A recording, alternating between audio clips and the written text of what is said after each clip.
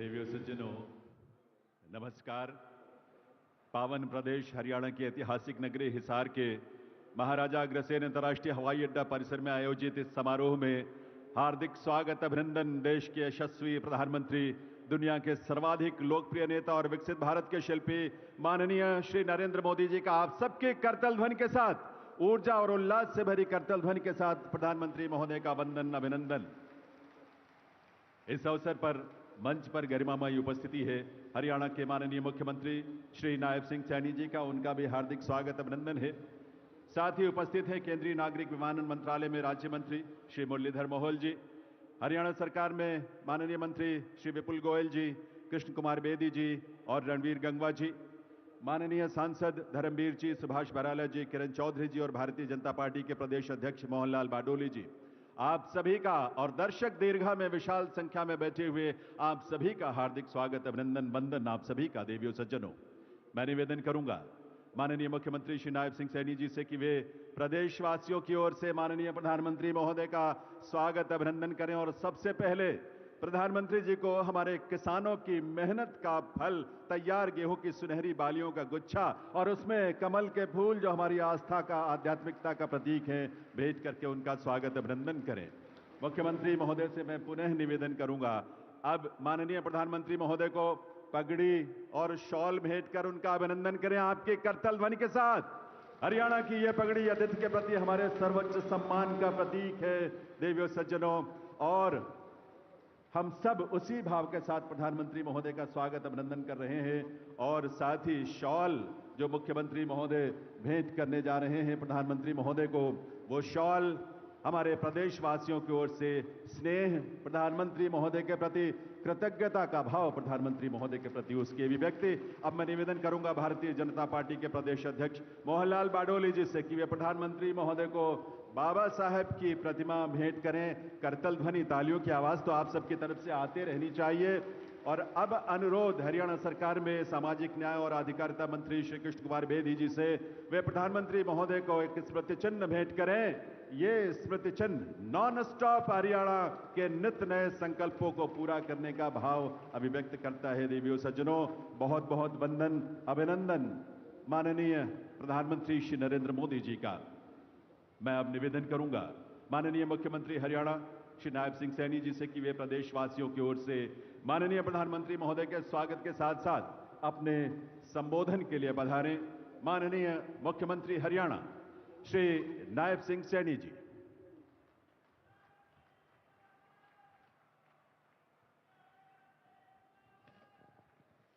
भारत माता की, भारत माता की। आज हम सब के लिए ये बहुत ही सौभाग्य का दिन है।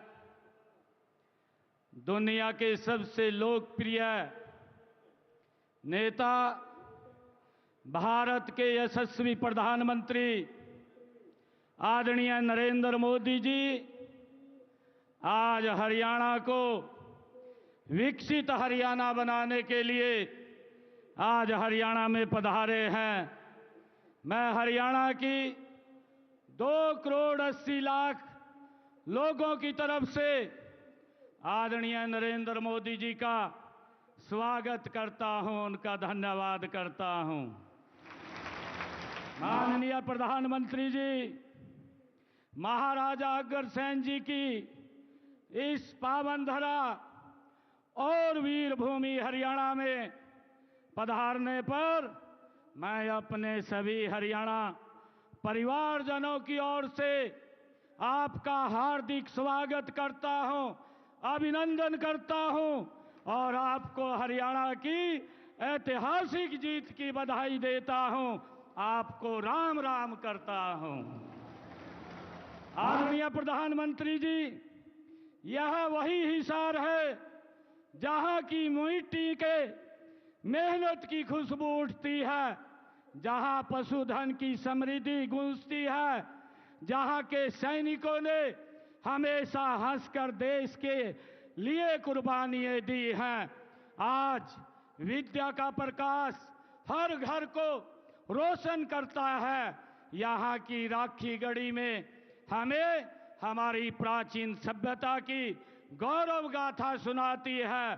तो अग्रोहा की धरती महाराजा अग्रसेन के व्यापारिक वैभव को और सामाजिक समरसता की कहानी ये कहती है।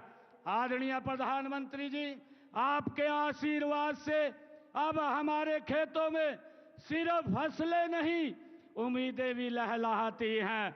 आपके आगमन से यह ऐतिहासिक धरा विकास के सुनहरे पथ पर दौड़ पड़ी है। हिसार की हवा आज एक नया जोश है, एक नई चमक है।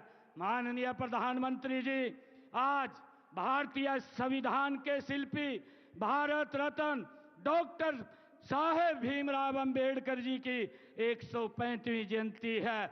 मैं उन्हें सत सत नमन करता हूं और समूचे प्रदेश को उनकी जयंती की हार्दिक बधाई और शुभकामनाएं देता हूं।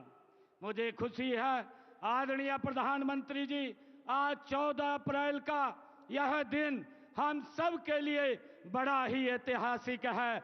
आज हम सब उस क्षण के साक्षी बन रहे हैं जब इस पावन भूमि पर नवनिर्मित महाराजा अग्रसेन हवाई अड्डे से भगवान श्री राम की नगरी अयोध्या में महर्षि वाल्मीकि अंतर्राष्ट्रीय हवाई अड्डे तक हवाई उड़ानों का शुभारंभ हो रहा है। और साथ ही हरियाणा के इस पहले एयरपोर्ट के टर्मिनल के भवन का भी आपके कर कमलों द्वारा आज शिलान्यास हो रहा है। माननीय प्रधानमंत्री जी, रामनवमी के अवसर पर आपने श्रीलंका में राम सेतु के दर्शन किए, जो हमारी सांस्कृतिक धरोहर का एक जीवंत प्रमाण है। और आज से आपके नेतृत्व में हिसारवासी सीधी फ्लाइट से अयोध्या जाकर भगवान रामलला के दर्शन का पुण्य लाभ प्राप्त कर सकेंगे। आदरणीय प्रधानमंत्री जी, यह केवल एक हवाई सेवा नहीं बल्कि हमारी आस्था और संस्कृति को जोड़ने वाली एक अनमोल कड़ी है। माननीय प्रधानमंत्री जी, आपका हरियाणा से अपना एक अलग रिश्ता है और हरियाणा के लोगों का भी आपसे अपना एक अलग ही प्रेम और लगाव है। आप विधानसभा चुनाव के दौरान 28 दिसंबर 2024 को हिसार आए थे। आपने इसी स्थल से हरियाणा की जनता से तीसरी बार भारतीय जनता पार्टी की सरकार बनाने का वायदा लिया था। माननीय प्रधानमंत्री जी, मुझे आज यह कहते हुए गर्व महसूस हो रहा है कि हरियाणा के लोगों ने आपसे किया हुआ अपना वायदा पूरा कर दिया है। माननीय प्रधानमंत्री जी, जो ऐतिहासिक जीत हरियाणा में भारतीय जनता पार्टी को मिली है, यह जीत हरियाणा की जनता का आपके ऊपर विश्वास की जीत है। यह जीत आपकी नीति की जीत है। यह जीत आपकी नीयत की जीत है और आपके नेतृत्व की जीत है। माननीय प्रधानमंत्री जी, हम सौभाग्यशाली हैं कि हमें आपका कुशल नेतृत्व मिला, ये उसकी जीत है। यह जीत आपके मार्गदर्शन में हो रहे हरियाणा के विकास की जीत है। माननीय प्रधानमंत्री जी, मुझे आज आपको यह बताते हुए खुशी हो रही है कि तीसरी पारी के 100 दिनों के अंदर अंदर ही हमने अपने संकल्प पत्र के 19 वायदे पूरे किए हैं। 90 वायदों पर काम शुरू हो चुका है और बाकी सभी भी तेज गति से काम हो रहा है। माननीय प्रधानमंत्री जी, हरियाणा आपके मार्गदर्शन और कुशल नेतृत्व में डबल इंजन की सरकार से ट्रिपल इंजन सरकार बन गई है और 3 गुना रफ्तार से आगे बढ़ रही है। माननीय प्रधानमंत्री जी, हमने अपनी माताओं बहनों से लाडो लक्ष्मी योजना की शुरुआत का वायदा किया था।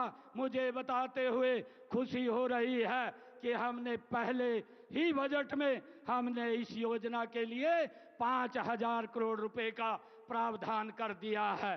माननीय प्रधानमंत्री जी, जब आप 28 सितंबर 2024 को इसी सभा स्थल पर हिसार आए थे तब एक वादा मैंने पूरे हरियाणा की ओर से आपको किया था, और वह था कि हरियाणा में तीसरी बार भारतीय जनता पार्टी की सरकार बनते ही हम आपको हिसार एयरपोर्ट के उद्घाटन के लिए बुलाएंगे।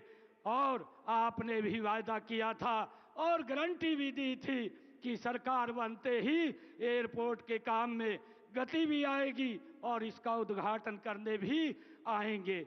माननीय प्रधानमंत्री जी, मुझे खुशी है कि आज यह दोनों वायदे भी पूरे हो गए हैं। माननीय प्रधानमंत्री जी, आज़ादी के इतने वर्षों बाद भी देश के कई हिस्सों में हवाई संपर्क न होने से आम व्यक्ति के लिए हवाई यात्रा करना एक हवाई सपना ही था। हर देशवासी की इस सपने को साकार करने का काम माननीय प्रधानमंत्री श्री नरेंद्र मोदी जी ने अपने उड़ान योजना की शुरुआत करके किया। माननीय प्रधानमंत्री जी, आज यहाँ आपके कर कमलों द्वारा एयरपोर्ट के दूसरे टर्मिनल के भवन का शिलान्यास भी हो रहा है और यहाँ से अयोध्या, जम्मू, अहमदाबाद, जयपुर और चंडीगढ़ के लिए लगातार हवाई उड़ानों का क्रम भी शुरू हो जाएगा। इसका लाभ हरियाणा के साथ साथ पंजाब, राजस्थान के लोगों को भी मिलेगा। प्रदेश का पहला एयरपोर्ट आपके आशीर्वाद से मिला है, इसके लिए आपका बहुत बहुत धन्यवाद करता हूं। माननीय प्रधानमंत्री जी, हरियाणा अगर आज 3 गुना रफ्तार से आगे बढ़ रहा है तो इसका कारण आप हैं, आपका नेतृत्व है, आपका मार्गदर्शन है, आपकी सोच है और आपका विजन है। माननीय प्रधानमंत्री जी, आज आपके कर कमलों से हरियाणा की एक नई दिशा, नई उड़ान और नए युग का आरंभ हो रहा है। माननीय प्रधानमंत्री जी, मैं आपको हरियाणा के 2 करोड़ 80 लाख लोगों की ओर से ये विश्वास दिलाता हूं कि आपके विकसित भारत के सपने को पूरा करने में हरियाणा का स्थान और हरियाणा का योगदान दोनों अग्रणी रहेंगे। मैं एक बार फिर पूरे धाकड़ हरियाणा की ओर से देश के धाकड़ प्रधानमंत्री जी का इस पवित्र भूमि पर स्वागत करता हूं, अभिनंदन करता हूं, धन्यवाद करता हूं। जय हिंद, जय भारत, जय भारत मां।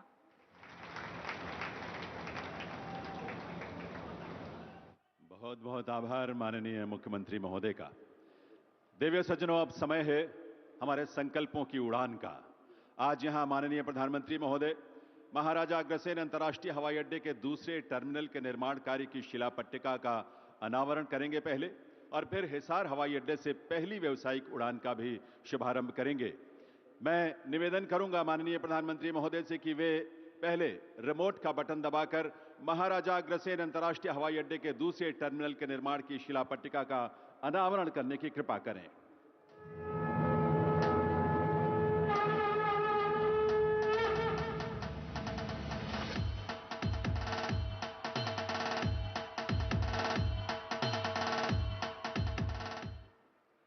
और माननीय प्रधानमंत्री महोदय हिसार हवाई अड्डे से पहली व्यावसायिक उड़ान का भी शुभारंभ करेंगे रिमोट का बटन दबाकर। एक बार पुनः उनसे निवेदन है कि वे रिमोट का बटन दबाकर इसका शुभारंभ करें। माननीय प्रधानमंत्री महोदय।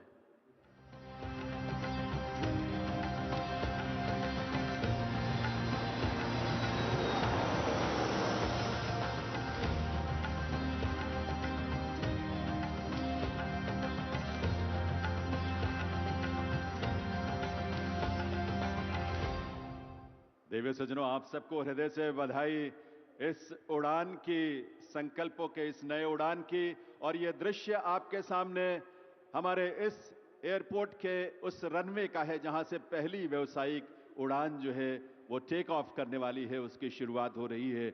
और ये सजीव दृश्य आप देख पा रहे हैं और वो विमान भी आप देख पा रहे हैं जो यहां से उड़ान भरकर प्रभु श्री राम की नगरी यहां से प्रस्थान करेगी। महर्षि वाल्मीकि अंतर्राष्ट्रीय हवाई अड्डा अयोध्या धाम के लिए जो रवाना हो रही है करतल ध्वनि के साथ। आइए अपनी शुभकामनाएं दें और अपनी तरफ से बधाई भी सभी प्रदेशवासियों को, देश के लोगों को। ये उड़ान जो आपके सामने अब एक नए संकल्प के साथ आसमान छूने के लिए, आसमान की ऊंचाइयों को छूने के लिए आगे बढ़ चुकी है।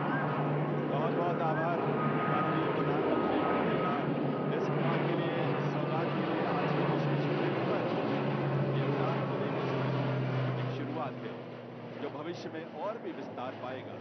संकल्पों की इस उड़ान पर आधारित एक फिल्म हमने तैयार की है जिसमें हिसार के इस महाराजा अग्रसेन अंतर्राष्ट्रीय हवाई अड्डे के नए स्वरूप की झलक आपको नजर आएगी।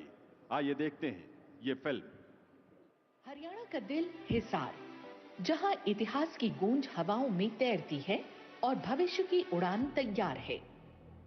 प्रधानमंत्री श्री नरेंद्र मोदी जी की गति शक्ति योजना के तहत हिसार अब हवाई नक्शे पर नई ऊंचाइयां छुएगा।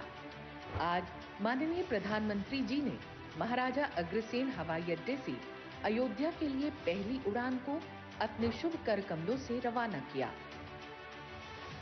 और टर्मिनल 2 के निर्माण की आधारशिला भी रखी, जिस पर लगभग 486 करोड़ रुपए खर्च होंगे।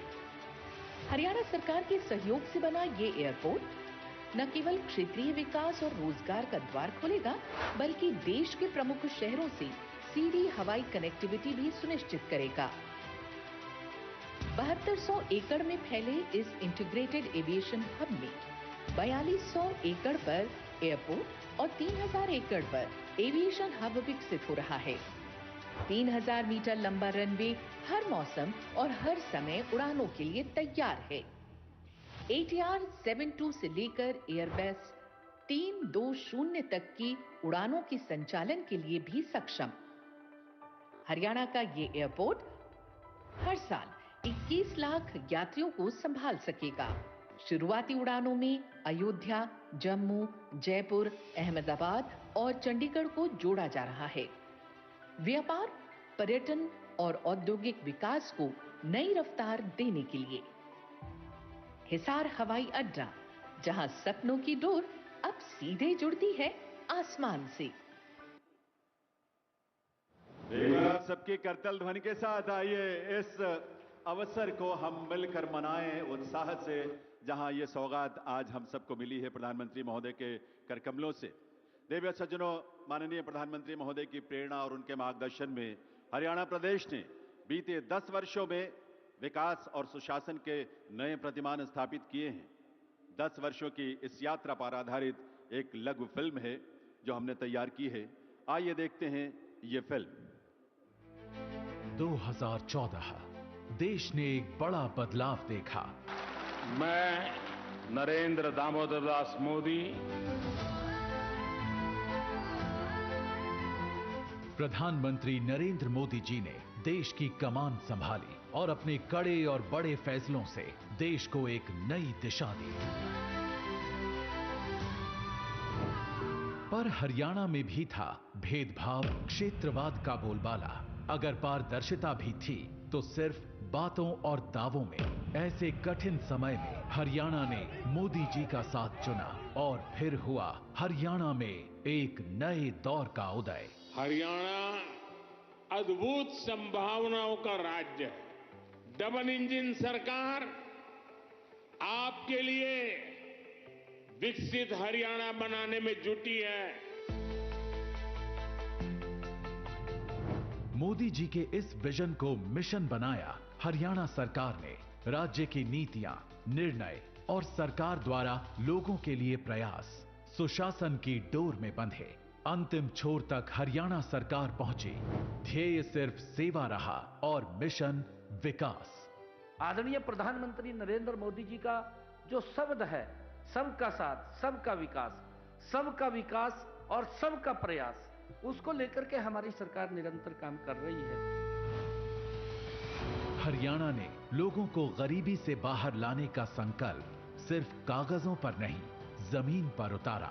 और जहां एक ओर हरियाणा देश का पहला राज्य बना जिसने गरीबी रेखा की आय सीमा को बढ़ाकर 1,80,000 रुपए कर दिया, वहीं दूसरी ओर पारदर्शिता, विश्वास और निष्पक्षता, इन नीतियों ने नए हरियाणा की नींव रखी।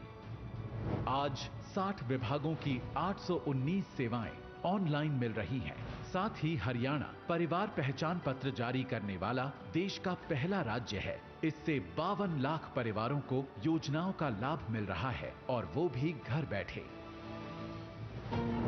पिछले 10 वर्षों में हरियाणा ने कई बड़ी उपलब्धियां हासिल की हैं, जिससे हरियाणा बना पढ़ी लिखी पंचायतों वाला देश का सबसे पहला राज्य। हरियाणा ने पंचायतों में महिलाओं की 50% भागीदारी सुनिश्चित की। इसके अलावा हरियाणा कर्मचारियों के लिए ऑनलाइन ट्रांसफर नीति वाला देश का पहला राज्य बना। ट्रांसफर पोस्टिंग का खेल नहीं चलता और अब सरकार नागरिकों के दरवाजे पर आ गई है। लंबी कतारों और परेशानी से जनता को छुटकारा मिला है।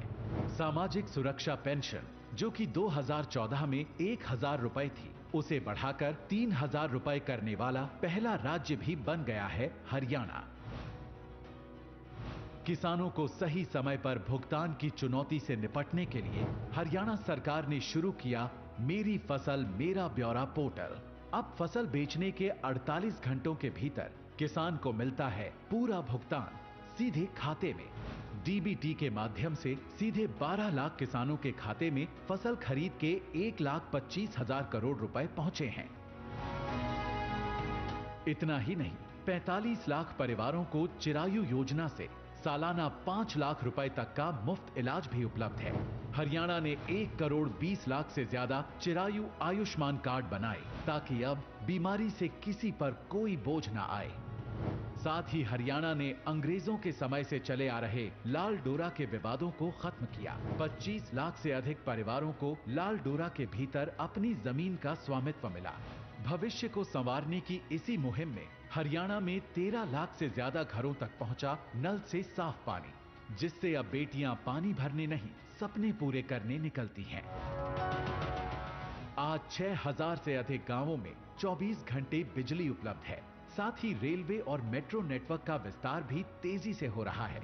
औद्योगिक विकास के मामले में भी पीछे नहीं हरियाणा। फॉर्च्यून 400 कंपनियों के हेडक्वार्टर्स यहीं पर हैं। पिछले 10 साल में हमने वो किया जो कभी असंभव लगता था। हरियाणा ने हर क्षेत्र में तेज बदलाव किया है। अब यहाँ सपनों को पंख मिलते हैं और हौसलों को मंजिल। ये नया हरियाणा है, सशक्त, तेज और नॉन स्टॉप।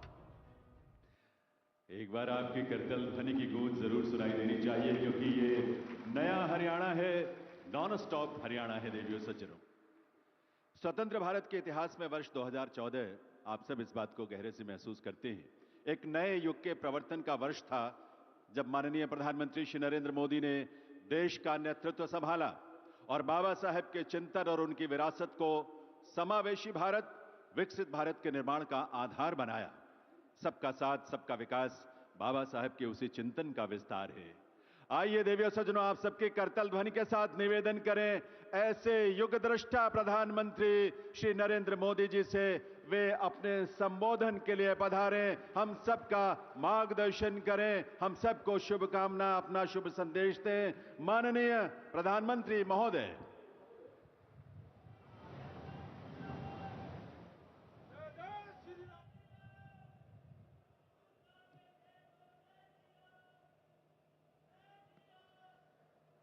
मैं कहूंगा, बाबा साहब आंबेडकर, आप सब 2 बार बोलिए, अमर रहे, अमर रहे।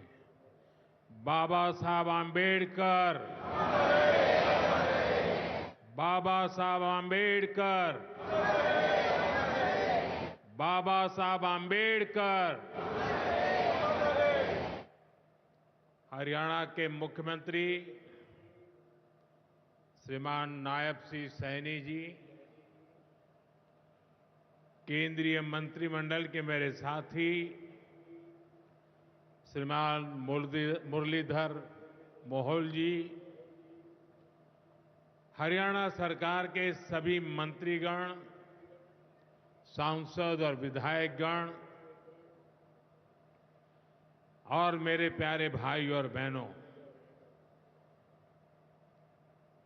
मारे हरियाणा के धाकड़ लोगों ने राम राम।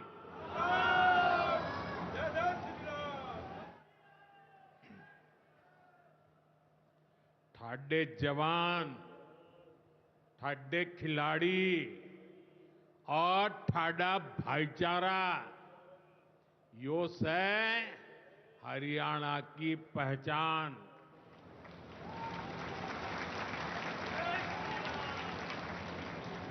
लावणी के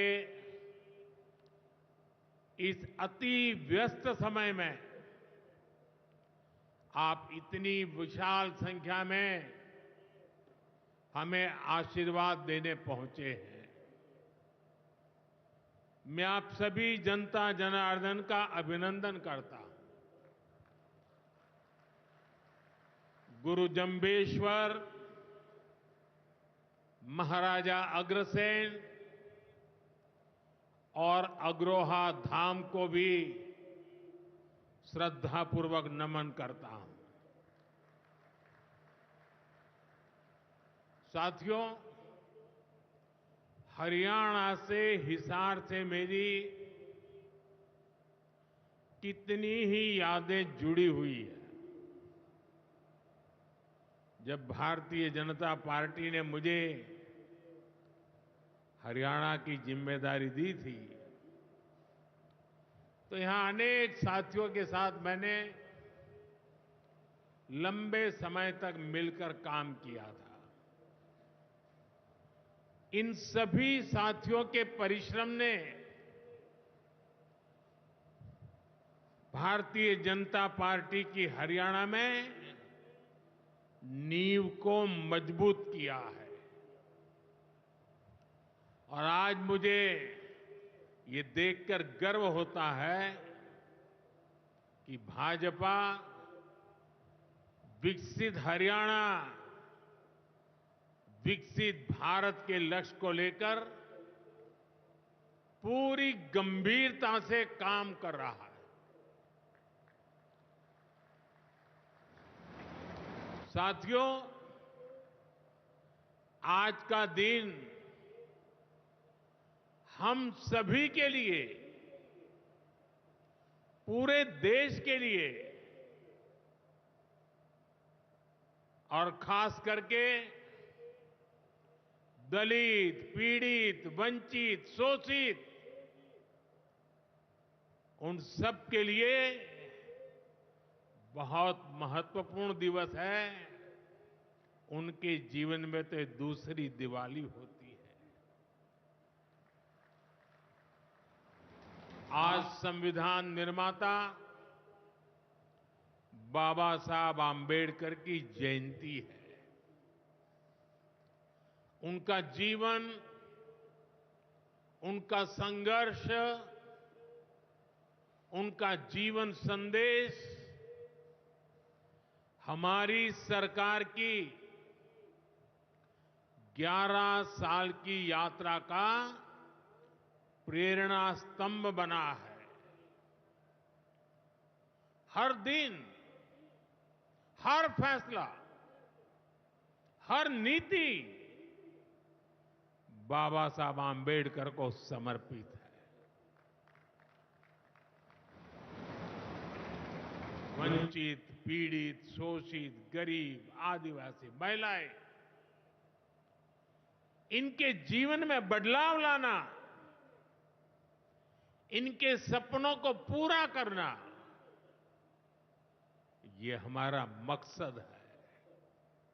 इसके लिए निरंतर विकास, तेज विकास, और यही भाजपा सरकार का मंत्र है। साथियों, इसी मंत्र पर चलते हुए आज हरियाणा से अयोध्या धाम के लिए फ्लाइट शुरू हुई है। यानी अब श्री कृष्ण जी की पावन भूमि हरियाणा प्रभु राम की नगरी से सीधे जुड़ गई है।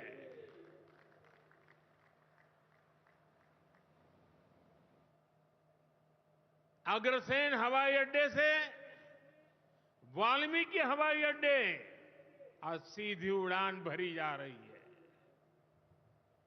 बहुत जल्द यहां से दूसरे शहरों के लिए भी उड़ानें शुरू होगी। आज हिसार एयरपोर्ट की नई टर्मिनल बिल्डिंग का शिलान्यास भी हुआ है। ये शुरुआत हरियाणा की आकांक्षाओं को एक नई ऊंचाई पर पहुंचाने की उड़ान है। मैं हरियाणा के लोगों को इस नई शुरुआत के लिए ढेर सारी बधाई देता हूं। साथियों, मेरा आपसे वादा रहा है, हवाई चप्पल पहनने वाला भी हवाई जहाज में उड़ेगा।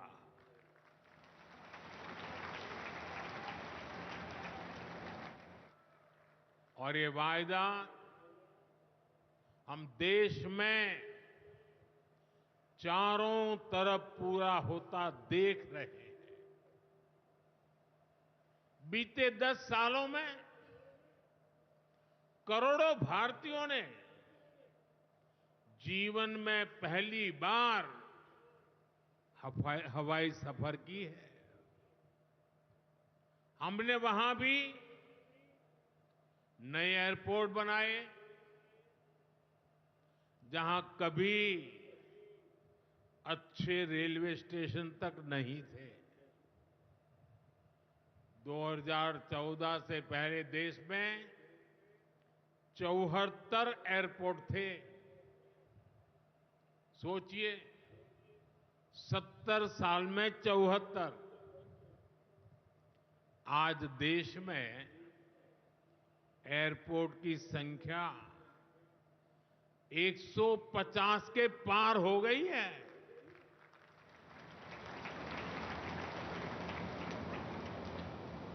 देश के करीब 90 एरोड्रम उड़ान योजना से जुड़ चुके हैं।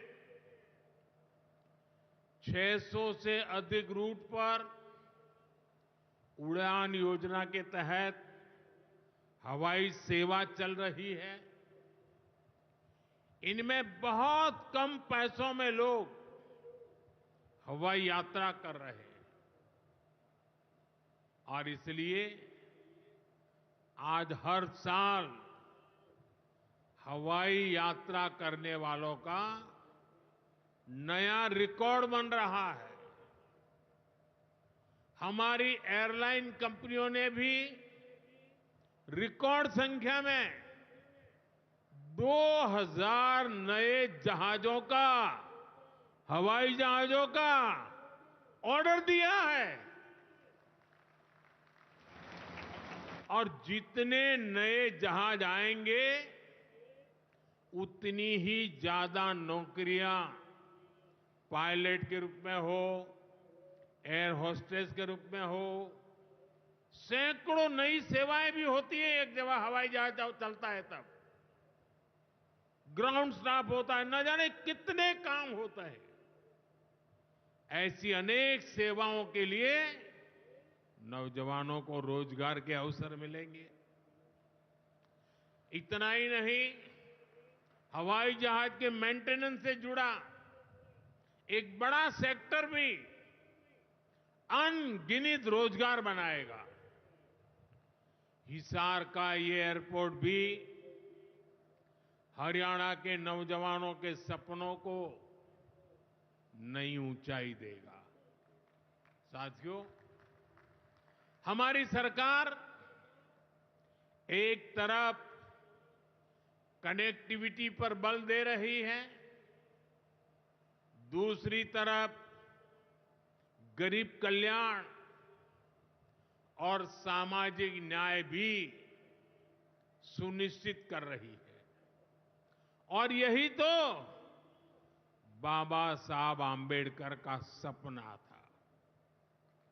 हमारे संविधान निर्माताओं की यही आकांक्षा थी।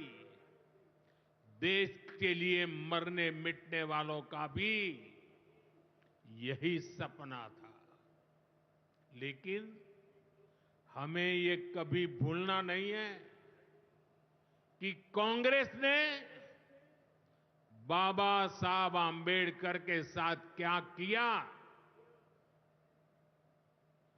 जब तक बाबा साहब जीवित थे, कांग्रेस ने उन्हें अपमानित किया। दो बार उन्हें चुनाव हरवाया। कांग्रेस की पूरी सरकार उनको उखाड़ फेंकने में लगी थी। उनको सिस्टम से बाहर रखने की साजिश की गई।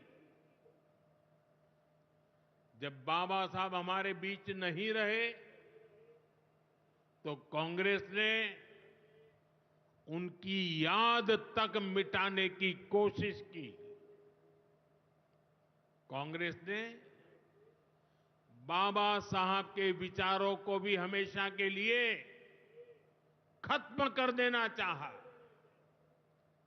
डॉक्टर अंबेडकर संविधान के संरक्षक थे। कांग्रेस संविधान की भक्षक बन गई है। डॉक्टर अंबेडकर समानता लाना चाहते थे, लेकिन कांग्रेस ने देश में वोट बैंक का वायरस फैला दिया। साथियों, बाबा साहब चाहते थे कि हर गरीब, हर वंचित गरिमा से जी सके, सर ऊंचा करके जिए, वो भी सपने देखें, अपने सपने पूरे कर सके। लेकिन कांग्रेस ने एससी, एसटी, ओबीसी को सेकंड क्लास सिटीजन बना दिया। कांग्रेस के लंबे शासनकाल में कांग्रेस के नेताओं के घर में स्विमिंग पूल तक पानी पहुंच गया, लेकिन गांव में नल से जल नहीं पहुंचा। आजादी के 70 साल बाद भी गांवों में सिर्फ 16% घरों में नल से जल आता था। सोचिए, 100 घर में से 16 घर में। इससे सबसे ज्यादा प्रभावित कौन थे? इससे एससी, एसटी, ओबीसी सबसे ज्यादा प्रभावित थे। अरे उनकी इतनी ही चिंता थी, आज जो गली गली में जाके भाषण झाड़ रहे हैं, अरे कम से कम मेरे एससी, एसटी, ओबीसी भाइयों के घर तक अरे पानी तो पहुंचा देते। हमारी सरकार ने 6-7 साल में 12 करोड़ से ज्यादा ग्रामीण घरों में नल कनेक्शन दिए हैं। आज गांव के 80% घरों में, यानी पहले 100 में से 16, आज 100 में से 80 घरों में नल से जल आता है। और बाबा साहब का आशीर्वाद है, हम हर घर तक नल से जल पहुंचाएंगे। शौचालय के अभाव में भी सबसे बुरी स्थिति एससी, एसटी, ओबीसी समाज की ही थी। हमारी सरकार ने 11 करोड़ से ज्यादा शौचालय बनवाकर वंचितों को गरिमा का जीवन दिया है। साथियों, कांग्रेस के जमाने में एससी, एसटी, ओबीसी के लिए बैंक का दरवाजा तक नहीं खुलता था। बीमा, लोन, मदद, ये सारी बातें सब सपना था। लेकिन अब जनधन खातों के सबसे बड़े लाभार्थी मेरे एससी, एसटी, ओबीसी के भाई बहन हैं। हमारे एससी, एसटी, ओबीसी भाई बहन आज गर्व से जेब में से रुपए कार्ड निकाल करके दिखाते हैं। जो अमीरों के जेब में कभी रुपए कार्ड हुआ करते थे, वो रुपए कार्ड आज मेरा गरीब दिखा रहा है। साथियों, कांग्रेस ने हमारे पवित्र संविधान को सत्ता हासिल करने का एक हथियार बना दिया। जब जब कांग्रेस को सत्ता का संकट दिखा, उन्होंने संविधान को कुचल दिया। कांग्रेस ने आपातकाल में संविधान की स्पिरिट को कुचला, ताकि जैसे तैसे सत्ता बनी रहे। संविधान की भावना है कि सबके लिए एक जैसी नागरिक संहिता हो, जिसे मैं कहता हूं सेक्युलर सिविल कोड। लेकिन कांग्रेस ने इसे कभी लागू नहीं किया। उत्तराखंड में भाजपा सरकार आने के बाद सेक्युलर सिविल कोड, समान नागरिकता संहिता, ये लागू हुई। डंकी की चोट पर लागू हुई। और देश का दुर्भाग्य देखिए, संविधान को जेब में लेकर के बैठे हुए लोग, संविधान पर बैठ गए हुए लोग, ये कांग्रेस के लोग उसका भी विरोध कर रहे हैं। साथियों, हमारे संविधान ने एससी, एसटी, ओबीसी के लिए आरक्षण का प्रावधान किया, लेकिन कांग्रेस ने उनको आरक्षण पहुंचा कि नहीं पहुंचा, उनके बच्चों को शिक्षा के लिए सुविधाएं प्रारंभ मिलना शुरू हुआ कि नहीं हुआ, एससी, एसटी, ओबीसी के कोई व्यक्ति अधिकार से वंचित तो नहीं रह गए, उसकी कभी परवाह नहीं की। लेकिन राजनीतिक खेल खेलने के लिए कांग्रेस ने बाबा साहब आंबेडकर ने जो सपना देखा था, सामाजिक न्याय के लिए संविधान में जो व्यवस्था की थी, उसको भी पीठ में छुरा भोंककर उस संविधान के उस प्रावधान को तुष्टीकरण का माध्यम बना दिया। अभी आपने भी समाचारों में सुना होगा, कर्नाटका की कांग्रेस सरकार ने टेंडर में भी अब एससी, एसटी, ओबीसी के अधिकार छीन करके धर्म के आधार पर आरक्षण दे दिया। जबकि संविधान में बाबा साहब आम्बेडकर ने साफ साफ शब्दों में चर्चा में कहा था कि संविधान में कतई धर्म के आधार पर आरक्षण की व्यवस्था नहीं की जाएगी। और हमारे संविधान ने धर्म के आधार पर आरक्षण के लिए प्रतिबंध लगाया हुआ है। साथियों, कांग्रेस की तुष्टीकरण की इस नीति का बहुत बड़ा नुकसान मुस्लिम समाज को भी हुआ है।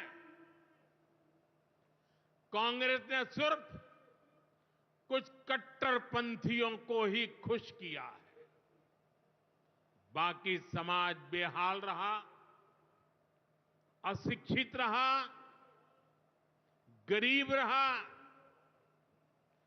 कांग्रेस की इस कुनीति का सबसे बड़ा प्रमाण वक्फ कानून है। देश आजाद होने के बाद 2013 तक वक्फ का कानून चलता था, लेकिन चुनाव जीतने के लिए, तुष्टीकरण की राजनीति के लिए, वोट बैंक की राजनीति के लिए 2013 के आखिर में, आखिरी सत्र में कांग्रेस ने इतने सालों तक चल रहे वक्फ के कानून में आनन फानन संशोधन कर दिया ताकि चुनाव में वोट पा सके। वोट बैंक को खुश करने के लिए इस कानून को ऐसा बना दिया कि बाबा साहब आम्बेडकर के संविधान की ऐसी की तैसी संविधान से ऊपर कर दिया। ये बाबा साहब का सबसे बड़ा अपमान का काम था। साथियों, ये कहते हैं कि उन्होंने मुसलमानों के हित में किया। मैं जरा ऐसे सभियों से पूछना चाहता हूं, वोट बैंक के भूखे इन राजनेताओं से कहना चाहता हूं, अगर सच्चे अर्थ से आपके दिल में मुसलमानों के लिए थोड़ी भी हमदर्दी है तो कांग्रेस पार्टी अपने पार्टी के अध्यक्ष मुसलमान को बनाए। क्यों नहीं बनाते भाई? संसद में टिकट देते हैं 50% मुसलमानों को दो, जीत करके आएंगे तो अपनी बात बताएंगे। लेकिन ये नहीं करना है। कांग्रेस में तो कुछ नहीं देना है। देश के नागरिकों के अधिकारों को छीनना और देना, इनकी नीयत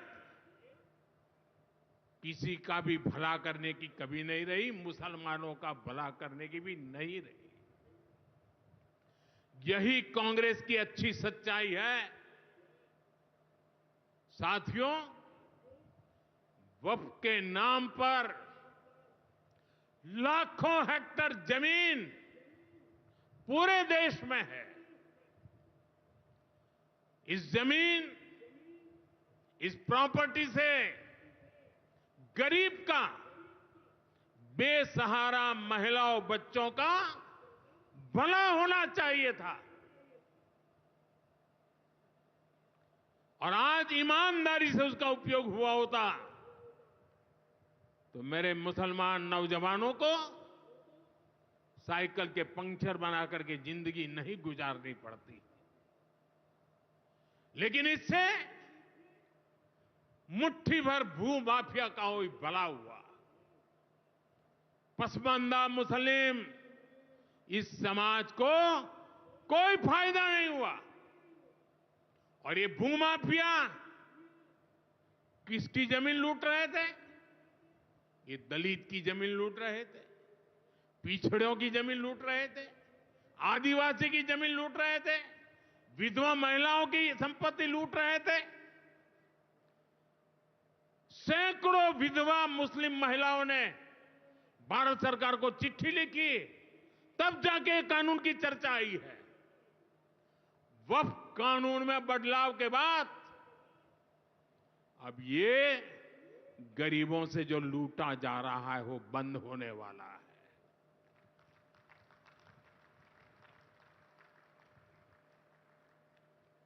और सबसे बड़ी बात, हमने एक बहुत बड़ा जिम्मेदारीपूर्ण महत्वपूर्ण काम किया है। हमने इस वक्फ कानून में एक और प्रावधान किया है। अब नए कानून के तहत, वक्फ के कानून के तहत किसी भी आदिवासी की जमीन को हिंदुस्तान के किसी भी कोने में आदिवासी की जमीन को, उसके घर को, उसकी संपत्ति को ये वक्फ बोर्ड हाथ भी नहीं लगा पाएगा। ये आदिवासी के हितों की रक्षा करने का, संविधान की मर्यादाओं का पालन करने का हमने बहुत बड़ा काम किया है। नए प्रावधानों से वक्फ की भी पवित्र भावना का सम्मान होगा।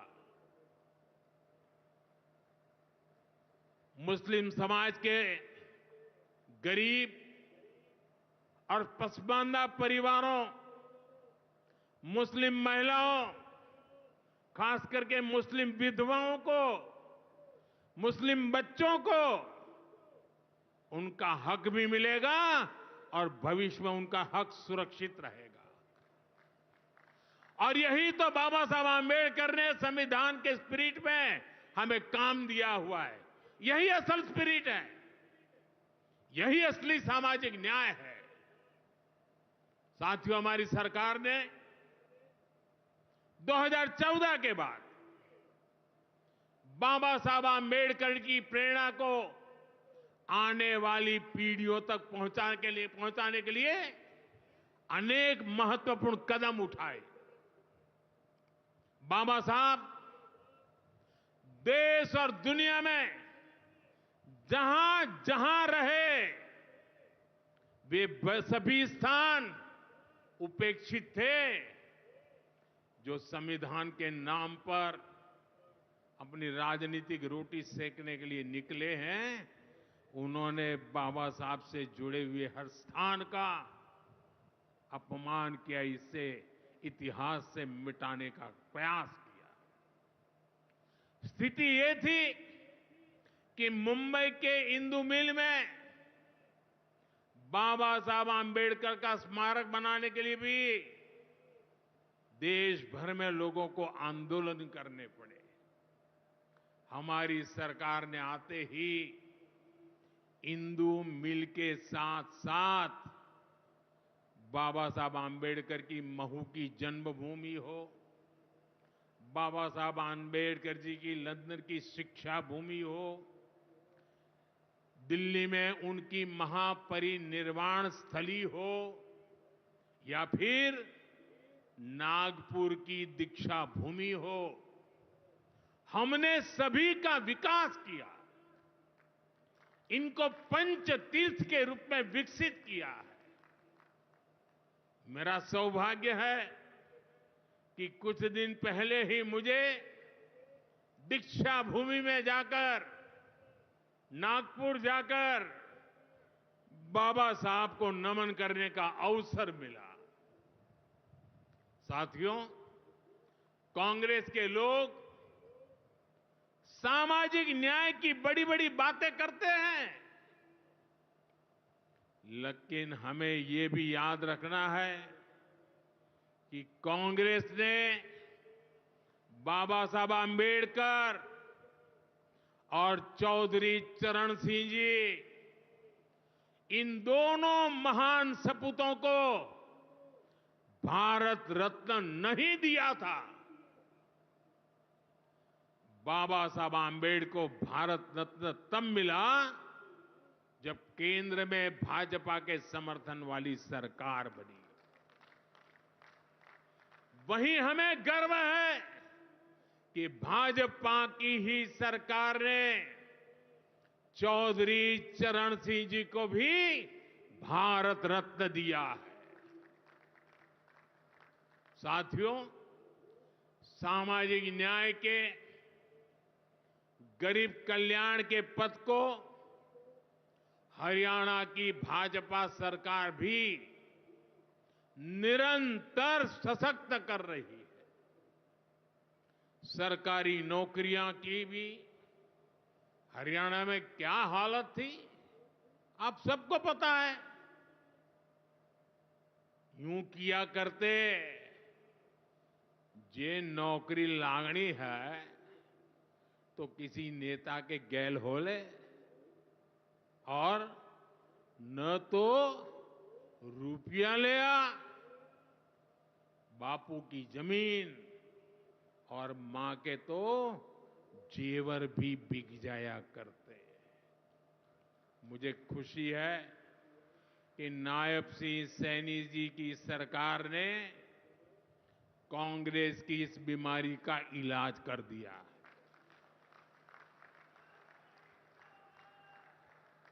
बिना खर्ची, बिना पर्ची के नौकरियां देने का जो ट्रैक रिकॉर्ड हरियाणा का है, वो अद्भुत है। और मुझे गर्व है कि मुझे ऐसे साथी मिले हैं, ऐसी साथी सरकार मिली है। यहां के 25,000 नौजवानों को सरकारी नौकरी ना मिले, इसके लिए कांग्रेस ने एड़ी चोटी का जोर लगा दिया था। लेकिन इधर मुख्यमंत्री नायब सैनी जी ने शपथ ली, उधर हजारों युवाओं को नियुक्ति पत्र जारी कर दिए गए। यह है भाजपा का, सरकार का सुशासन। और अच्छा ये है कि नायब सिंह सैनी जी की सरकार आने वाले वर्षों में हजारों नई नौकरियों का रोड मैप बना करके चल रही है।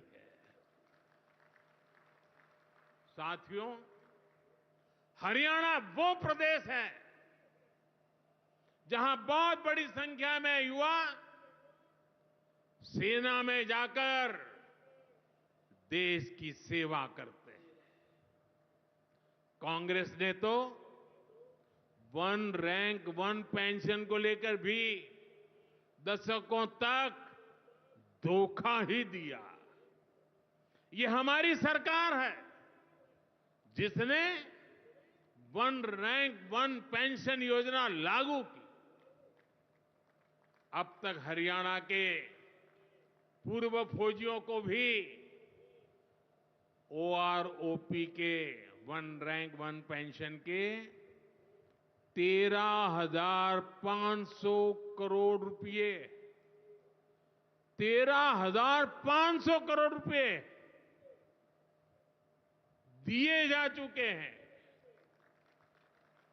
आपको याद होगा, इसी योजना पर झूठ बोलते हुए कांग्रेस सरकार ने पूरे देश के फौजियों के लिए सिर्फ 500 करोड़ रुपए का प्रावधान किया था। अब आप सोचिए, अकेले हरियाणा में 13,500 करोड़, और कहां 500 करोड़, कैसी आंख में धूल डालने की प्रवृत्ति थी। कांग्रेस किसी की सगी नहीं है, वो सिर्फ सत्ता की सगी है। वो ना दलितों की सगी है, न पिछड़ों की सगी है, न मेरे देश की माता बहन बेटियों की सगी है, और न ही वो मेरे फौजियों की सगी है। साथियों, मुझे पूरा विश्वास है कि हरियाणा विकसित भारत के संकल्प को मजबूती देगा। खेल हो या फिर खेत, हरियाणा की मिट्टी की खुशबू दुनिया भर में महक बिखेरती रहेगी। मुझे हरियाणा के अपने बेटे बेटियों पर बहुत भरोसा है। ये नया एयरपोर्ट, ये नई उड़ान हरियाणा के सपनों को पूरा करने की प्रेरणा बने और इतनी विशाल संख्या में आप आशीर्वाद देने आए, ये मेरा सौभाग्य है। मैं आपको सर झुका करके नमन करता हूं और अनेक सफलताओं के लिए अनेक अनेक शुभकामनाएं देता हूं, बहुत बहुत बधाई देता हूं। मेरे साथ बोलिए भारत माता की, भारत माता की, भारत माता की। बहुत बहुत धन्यवाद। आइए हम सब अपने अपने स्थान पर खड़े होकर हृदय से आभार व्यक्त करें माननीय प्रधानमंत्री श्री नरेंद्र मोदी जी का। करतल ध्वनि की गूंज पूरे देश में सुनाई देनी चाहिए। बहुत बहुत आभार हरियाणा प्रदेश के जन जन की ओर से, आप सभी की ओर से, इस देश के यशस्वी प्रधानमंत्री श्री नरेंद्र मोदी जी का। आज का दिन आपने हरियाणा प्रदेश की विकास यात्रा को समर्पित किया है। बाबा साहेब की 135वीं जयंती को आपने इस रूप में हरियाणा प्रदेश के हर वासी को समर्पित किया है, जिसका आज यहां के कार्यक्रम के बाद अगला पड़ाव यमुनानगर है। संकल्पों की ये उड़ान देवियों सज्जनों जारी रहेगी और हृदय से आभार माननीय प्रधानमंत्री